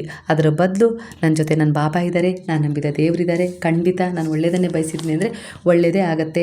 ಯಾರು ಏನಾದರೂ ಅಂದ್ಕೊಳ್ಳಿ, ನಾನು ಯಾರನ್ನೂ ಅನುಕರಣೆ ಮಾಡೋದಿಲ್ಲ. ನಾನು ಹೇಗಿದ್ದೀನೋ ನಾನು ಅಷ್ಟೇ ಚೆನ್ನಾಗಿದ್ದೀನಿ, ನಾನು ಹೇಗಿದ್ದೀನೋ ಅದು ನನ್ನ ಭಗವಂತನ ಇಚ್ಛೆ ಆಗಿದೆ ಅನ್ನೋ ರೀತಿಯಲ್ಲಿ ನೀವು ಯಾವಾಗ ಅವರಿಗೆ ಸಂಪೂರ್ಣ ಭಾವದಿಂದ ಶರಣಾಗ್ತೀರೋ ಆಗಲೇ ನಿಮ್ಮ ಜೀವನದಲ್ಲಿ ಚಮತ್ಕಾರಗಳ ರೂಪದಲ್ಲಿ ನೀವು ಕೆಲವೊಂದಿಷ್ಟು ಬದಲಾವಣೆಯನ್ನು ನೋಡಲಿಕ್ಕೆ ಬಯಸ್ತೀರಾ ಅನ್ನೋ ರೀತಿಯಲ್ಲಿ.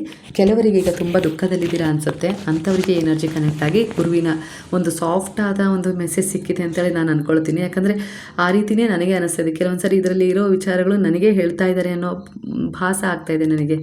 ಹಾಗಾಗಿ ಬಾಬಾ ಹೇಳ್ತಿದ್ರೆ ಎದ್ದೇಳಬೇಕಂತೆ, ಕಣ್ಣೀರು ಹಾಕಬಾರ್ದಂತೆ. ಒಂದು ಲೋಟ ನೀರನ್ನು ಅವರ ಸ್ಮರಣೆಯೊಂದಿಗೆ ಕುಡಿದು, ಬಾಬಾ ನೀವು ನನ್ನ ಜೊತೆಗಿದ್ದೀರಾ, ಖಂಡಿತ ನೀವೇನು ಬಯಸ್ತೀರೋ ಅದೇ ನನ್ನ ಜೀವನದಲ್ಲಾಗಲಿ. ಖಂಡಿತ ಯಾರು ಏನು ಅಂದ್ಕೊಳ್ತಾರೋ, ಏನು ಮಾಡ್ತಾರೋ, ನನ್ನ ಶತ್ರುಗಳು ಏನು ಯೋಚನೆ ಮಾಡ್ತಾರೋ ಅದು ಯಾವುದೂ ಬೇಡ. ಅವರೆಲ್ಲ ಆ ಒಂದು ನಕಾರಾತ್ಮಕ ಭಾವನ ನಿಮ್ಮ ಪಾದದಲ್ಲಿಟ್ಟು ನಾನು ಶರಣಾಗಿದ್ದೀನಿ. ಇವತ್ತಿನಿಂದ ಖಂಡಿತ ನಾನು ಸಂಪೂರ್ಣವಾಗಿ ನಿಮ್ಮನ್ನು ನಂಬಿದ್ದೀನಿ, ಶರಣಾಗಿದ್ದೀನಿ ಅನ್ನೋ ರೀತಿಯಲ್ಲಿ ಒಂದು ಒಳ್ಳೆಯದೇ ಆಗುತ್ತೆ. ಖಂಡಿತ ಈ ಕ್ಷಣದಿಂದ ನೀವು ನನ್ನ ಜೊತೆ ನಿಂತು ನನ್ನನ್ನು ಮಾರ್ಗದರ್ಶಿಸ್ತಾ ಯಾವಾಗಲೂ ಮಾಡಿದ್ರಿ. ಅದು ನನಗೆ ಅರ್ಥ ಮಾಡ್ಕೊಳ್ಳೋದ್ರಲ್ಲಿ ಸ್ವಲ್ಪ ಸಮಯ ತಗೊಳ್ತು. ಸ್ವಲ್ಪ ಹೊತ್ತು ಅರ್ಥ ಮಾಡ್ಕೊಳ್ತಿದ್ದೆ. ನನಗೇನೋ ನಾನು ಬಯಸಿದ್ದು ಸಿಗದೇ ಇದ್ದಾಗ ನಿಮ್ಮ ಮೇಲೆ ಕೋಪನೂ ಮಾಡ್ಕೊಂಡಿದ್ದೀನಿ. ಯಾಕೆ ಹೀಗೆ ಮಾಡ್ತಾ ಇದ್ದಾರೆ ಅಂತಲೂ ಕೇಳಿದ್ದೀನಿ. ಇದೆಲ್ಲ ನಡೆದಿದೆ ಬಾಬಾ, ಇಲ್ಲ ಅಂತಲ್ಲ. ಆದರೆ ಇನ್ನು ಮುಂದೆ ಅದು ನಡೆಯೋದಿಲ್ಲ. ನೀವು ನನ್ನ ಜೀವನದಲ್ಲಿ ಏನು ಬಯಸ್ತೀರೋ ಅದೇ ನಡೀಲಿ ಅನ್ನೋ ರೀತಿ. ಹಾಗೆ ಅವರು ಅದಕ್ಕೆ ತಕ್ಕ ಹಾಗೆ ನಿಮ್ಮ ಜೀವನದಲ್ಲಿ ಪೂರ್ಣ ರೂಪದಲ್ಲಿ ಸಂತೋಷ, ನೆಮ್ಮದಿ, ಸಮೃದ್ಧಿಯಿಂದ ಅವರು ನೋಡಲು ಬಯಸ್ತಾರೆ. ಅಂದರೆ ನಿಮ್ಮ ಮಗು ಅಂದರೆ ಕೆಟ್ಟ ಮಗುವನ್ನು ನೀವು ತಿದ್ದಿದ ಮೇಲೆ ಅದು ಒಂದು ಒಳ್ಳೆ ರೀತಿಯಲ್ಲಿ ಸಂಸ್ಕಾರ ಪಡೆಯುತ್ತಲ್ಲ, ಅವಾಗ ನಿಮ್ಗೆ ಎಷ್ಟು ಖುಷಿ ಆಗುತ್ತಲ್ಲ, ಆ ಖುಷಿಯನ್ನು ಅನುಭವಿಸ್ಲಿಕ್ಕೆ ಈಗ ಬಾಬಾ ಬಹಳವಾಗಿ ಆತುರದಲ್ಲಿದ್ದಾರೆ. ಅಂದರೆ ನಿಮಗೆ ಸಮೃದ್ಧಿ, ಸುಖ, ಶಾಂತಿ, ನೆಮ್ಮದಿ ನೀವು ಬಯಸಿದ್ದು ಸಿಗಲಿಕ್ಕೆ ಒಂದೊಂದಾಗಿ ಶುರುವಾಗಿದೆ. ಆ ಎನರ್ಜಿಗೆ ನೀವು ಕನೆಕ್ಟ್ ಆಗಿದ್ದೀರಾ. ಒಂದಿಷ್ಟು ರೋಗಗಳಿದ್ವಲ್ಲ ನಿಮ್ಮಲ್ಲಿ, ಆ ರೋಗಗಳಿಂದ ನೀವು ಆರೋಗ್ಯವಾಗಿದ್ದೀರಾ ಅನ್ನೋ ರೀತಿಯಲ್ಲಿ ಕಾಣಿಸ್ತಾ ಇದೆ ಸ್ನೇಹಿತರೆ. ವಾಸ್ತವ ಸತ್ಯವನ್ನು ಅರ್ಥ ಮಾಡ್ಕೊಂಡಿದೆ ನಿಮ್ಮ ಈಗಿನ ಪ್ರಸ್ತುತ ಎನರ್ಜಿ ಅಂತೇಳಿ ಅಂದ್ಕೊಂಡಿದ್ದೀನಿ. ಅದೇ ಸತ್ಯವಾಗಲಿ. ಗುರುವಿನ ಸಂಪೂರ್ಣವಾದ ಆಶೀರ್ವಾದ, ಕೃಪೆ, ಭಗವಂತನ ಒಂದು ಪಾಲನೆಯಲ್ಲಿ ನಿಮ್ಮ ಜೀವನ ವಿಶಿಷ್ಟವಾದ, ವೈಶಿಷ್ಟ್ಯವಾದ ಸ್ಥಾನಮಾನ, ಗೌರವ, ಹಾಗೆ ಒಂದು ಉತ್ತಮವಾದ ನೆಮ್ಮದಿ, ಆರೋಗ್ಯಯುತವಾದ ದಡವನ್ನು ಸೇರಿಕೊಳ್ಳಿ. ನಿಮ್ಮ ಕುಟುಂಬ ನೀವು ಬಯಸಿದ ರೀತಿಯಲ್ಲಿ ಸುಂದರವಾಗಿ ಸುರಕ್ಷಿತವಾದ ಎನರ್ಜಿಯಲ್ಲಿ ಇರಲಿ ಅಂತೇಳಿ ಗುರುವಿನಲ್ಲಿ ಪ್ರಾರ್ಥನೆಯನ್ನು ಮಾಡ್ತಾ, ಇವತ್ತಿನ ಎನರ್ಜಿಯ ರೀಡಿಂಗ್ ನಿಮ್ಮ ಎನರ್ಜಿಗೆ ಕನೆಕ್ಟ್ ಆಗಿ ನಿಮ್ಮನ್ನು ಹೀಲ್ ಮಾಡಿದೆ, ಗೈಡ್ ಮಾಡಿದೆ. ನಿಮ್ಮ ತಪ್ಪು ನಿರ್ಧಾರಗಳನ್ನು ಬದಲಾಯಿಸಿದೆ ಅನ್ನೋದು ಸತ್ಯವಾದರೆ ಸಾಯಿರಾಮ್ ಅಂತೇಳಿ ಕಮೆಂಟ್ ಮಾಡೋದನ್ನು ಮರಿಬೇಡಿ. ಹಾಗಾದರೆ ಎಲ್ಲರೂ ಸೇರಿ ಹೇಳೋಣವಾ? ಹರೇ ರಾಮ ಹರೇ ರಾಮ, ರಾಮ ರಾಮ ಹರೇ ಹರೇ, ಹರೇ ಕೃಷ್ಣ ಕೃಷ್ಣ ಕೃಷ್ಣ ಹರೇ ಹರೇ, ಹರೇ ಸಾಯಿ ಸಾಯಿ ಸಾಯಿ ಹರೇ ಹರೇ, ಹರೇ ಬಾಬಾ ಬಾಬಾ ಬಾಬಾ ಹರೇ ಹರೇ, ಹರೇ ದತ್ತ ದತ್ತ ದತ್ತ ಹರೇ ಹರೇ.